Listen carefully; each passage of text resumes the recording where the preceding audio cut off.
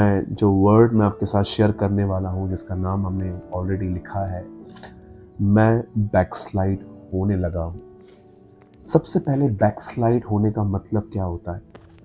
Backslide मतलब सिर्फ ये नहीं होता कि आपने यीशु को छोड़ दिया और आप किसी और को मान रहे हो। बैकस्लाइड का मतलब होता है एक व्यक्ति जिस तरह से उसे उन्नति करनी चाहिए, जिस तरह से उसे ग्रोथ करनी चाहिए, अब वो उसकी तरफ आगे नहीं बढ़ रहा है, उल्टा वो आहिस्ते आहिस्ते पीछे आना शुरू हो चुका है। This is called backsliding. इसे कहते हैं बैकस्लाइड होना। और मैंने कई लोगों को देखा है जो प्रभु में है और वो बैकस्लाइड हो रहे हैं। अब पहले जैसी लाइफ नहीं है, ना प्रेयर हो रही है, ना बाइबल पढ़ पा रहे हैं, ना फास्टिंग हो रही है, कभी कभी चर्च जाने का भी मन नहीं करता। मैं जानता हूँ जब ठंडापन आता है तो ऐसी चीज़ें सामने दिखाई देती हैं।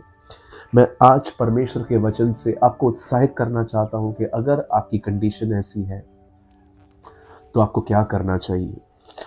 और ये मेरा भी अनुभव है। मैं बहुत बार प्रभु में आने के बाद बहुत बार प्रभु से दूर गया, पीछे गया हूँ, लेकिन मैं धन्यवाद करता हूँ मैं उस महान और दयालु परमेश्वर का, जिसने मुझे कभी नहीं छोड़ा, जिसने हमेशा मुझे रिसीव किया, गले लगाया, मुझे मौका दिया और वापस मुझ पे इन्वेस्ट किया उसने।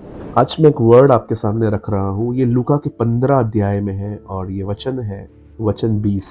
यहाँ लिखा है, तब वह उठकर अपने पिता के पास चला। वह भी दूरी था कि उसके पिता ने उसे देखकर तरस खाया और दौड़कर उसे गले लगाया और बहुत चूमा। हम यहाँ पर देख सकते हैं कि एक बाप अपने बेटे को जब वो वापस आ रहा है तो वो उसे रिसीव कैसे कर रहा है। उसने उसे रिसीव तानों के साथ नहीं किया। ओह, तू वापस आ गया, अच्छा पैसे खत्म हो गए, मेरे पुराने पैसों का क्या किया। हम ऐसे हैं, लेकिन खुदा ऐसा नहीं है। खुदा वेलकम करता है। मैं आपको थोड़ा सा बताना चाहता हूँ। बाइबल कहती है कि एक पिता के 2 बेटे थे, हिस्सा एक ने मांगा, दोनों ने नहीं, लेकिन पिता ने जब एक को दिया तो दोनों को बांट दिया। बाइबल बताती है पर उस व्यक्ति ने उन दोनों को अपना अपना हिस्सा दे दिया और उसके बाद खुदा का पाक कलाम कहता है जब वो छोटा बेटा सब कुछ लेकर दूर देश को चला गया और उसने अपना पूरा पैसा गलत कामों में उड़ाया, और जब पैसे खत्म हो गए तो उसे नौकरी करनी पड़ी। अब नौकरी भी ऐसी मिली उसे जहाँ पर उसे सूअरों को खाना खिलाने का काम मिला। और एक दिन कभी कभी वो कितना डिस्टर्ब हो जाता था कि उसी में से वो लेके कुछ खा लेता था।